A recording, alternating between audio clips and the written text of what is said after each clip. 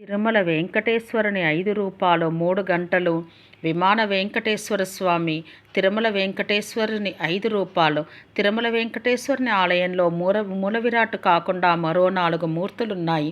ఈ మూర్తులు వరుసగా భోగ శ్రీనివాసమూర్తి, ఉగ్ర శ్రీనివాసమూర్తి, మూలమూర్తి, కొలువు శ్రీనివాసమూర్తి, శ్రీదేవి భూదేవి సమేత మలయప్ప స్వాములు. ఏ రూపాల ప్రాధాన్యత ఏమిటో మూలమూర్తి నిత్యం లక్షలాది మంది భక్తి ప్రపత్తులతో దర్శించుకునే మూల విరాట్ను ధ్రువబేరం అంటారు. ధ్రువ అంటే స్థిరంగా ఉండేది అని అర్థం. ధ్రువబేరం అంటే నేలలో స్తంభం పాతుకున్నట్టు స్థిరంగా ఉండే విగ్రహమూర్తి. మూల విరాట్ అయిన ధ్రువబేరానికి తెల్లవారుజామున సుప్రభాత సేవ మొదలు అర్ధరాత్రి ఏకాంత సేవ వరకు రోజంతా ఆరాధనలు జరుగుతాయి. ఈ మూల విరాట్ సాలగ్రామమూర్తి. మూలమూర్తి శిరస్సు నుండి పాదం వరకు 8 అడుగుల ఎత్తులో ఉంటుంది. వీరస్థానక పద్ధతిలో నిలబడి ఉన్న మూల విరాట్ పక్కన శ్రీదేవి భూదేవి విగ్రహాలు ఉండవు. నిత్యం లక్షలాది మంది భక్తులు తిరుమలేశుని దివ్యమంగళ దర్శనం కోసం ఎదురు చూస్తారు కనుక ఈ మూల విరాట్ను దర్శించుకోవడానికి 2 క్షణాల కంటే సమయాన్ని కేటాయించలేరు. భోగ శ్రీనివాసమూర్తి 1 అడుగు ఎత్తులో ఉండే భోగ శ్రీనివాసమూర్తిని వ్యవహారంలో భోగ శ్రీనివాసుడు అంటారు. ఇంకో రకంగా కౌతుక బేరం లేదా పురుష బేరం అంటారు. నిత్యం జరిపే దీపారాధన, నైవేద్యం, అభిషేకం, ఏకాంత సేవలు భోగ శ్రీనివాసమూర్తికి జరిపిస్తారు. ఈ వెండి శ్రీనివాసుని విగ్రహాన్ని క్రీస్తు శకం 614లో పల్లవ మహారాణి సామవాయి పేరిందేవి ఆలయానికి సమర్పించినట్లు శాసనాల్లో ఆధారాలు లభించాయి. మహారాణి ఈ శ్రీనివాసమూర్తిని సమర్పించిన నాటి నుండి నేటి వరకు ఎన్నడూ ఆలయం నుండి విగ్రహాన్ని ఆలయం నుండి తొలగించలేదు. ఆగమశాస్త్రాన్ని అనుసరించి మూల విరాటకు చేసే సేవలు భోగ శ్రీనివాసమూర్తికి అందుతాయి. ఉగ్ర శ్రీనివాసమూర్తి. ఉగ్ర శ్రీనివాసమూర్తిని స్నపన బేరం అంటారు. ఈ మూర్తి శ్రీదేవి భూదేవి సమేతంగా ఉంటుంది. నిజానికి శ్రీనివాసమూర్తి రూపం 11వ శతాబ్దం వరకు ఉత్సవ విగ్రహంగా ఉండేది. క్రీస్తు శకం 1330లో ఒకసారి ఉత్సవ విగ్రహంగా ఊరేగింపు జరుపుతుంటే అగ్ని ప్రమాదం సంభవించింది. దాంతో అది ఉగ్ర శ్రీనివాసుని రూపానికి సంకేతంగా భావించారు. అప్పటి నుంచి శ్రీదేవి భూదేవి సమేత మలయప్ప రూపాన్ని ఉత్సవ విగ్రహంగా రూపొందించారు. ఆ విధంగా అగ్ని ప్రమాదం జరిగినప్పటి నుంచి ఉగ్ర శ్రీనివాసమూర్తిని సంవత్సరానికి ఒకసారి సూర్యోదయానికి ముందు సర్వ అలంకారాలతో సుందరంగా తీర్చిదిద్ది ఊరేగింపుకు తీసుకెళ్లి తిరిగి అంతరాలయానికి తీసుకువస్తారు. శ్రీదేవి భూదేవి సమేత మలయప్ప స్వామి. 13వ శతాబ్దంలో ఉగ్ర శ్రీనివాసమూర్తిని ఊరేగింపుకు తీసుకువెళ్లడం మానేసిన తర్వాత శ్రీదేవి భూదేవి సమేత మలయప్ప స్వామిని ఉత్సవ వేడుకల్లో ఊరేగిస్తున్నారు. ఈ శ్రీదేవి భూదేవి సమేత మలయప్ప స్వామిని ఉత్సవ బేరం అంటారు. ఈ మూర్తి 3 అడుగుల ఎత్తుంటుంది.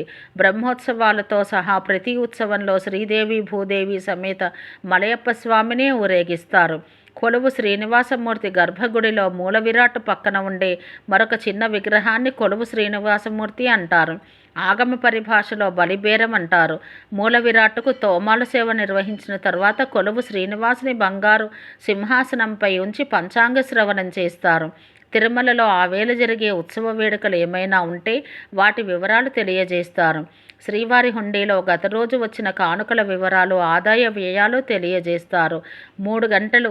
తిరుమలలో మొదటి గంట నైవేద్యం, సుప్రభాత సేవ, అభిషేకాలు, కొలువు, సహస్రనామార్చనల తర్వాత శయన మంటపాన్ని శుభ్రం చేసి బంగారు వాకిలి తలుపులు మూస్తారు. తిరుమామణి మంటపంలో 2 సార్లు గంటలు మోగిస్తారు.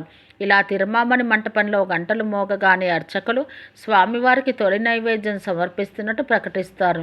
జియంగారు లేదా ఆయన సహాయకుడు వైష్ణవ సాంప్రదాయంలోని ప్రబంధ అధ్యాయాలు పఠిస్తారు. దీన్ని సట్టుముర అంటారు. వెంకటేశ్వరుని ముందు మెట్టుకు యువతల నుండి నైవేద్యం పెడతారు.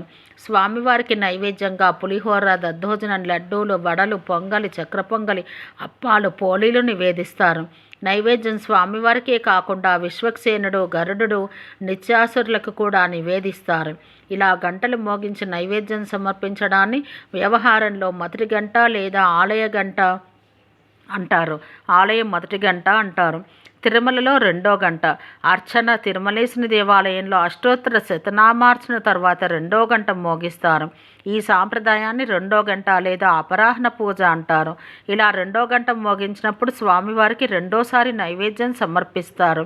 రెండోసారి జరిగే ఈ అర్చనలో వరాహ పురాణంలోని శ్రీ వెంకటేశ్వరుని నామావళి జరిపిస్తారు.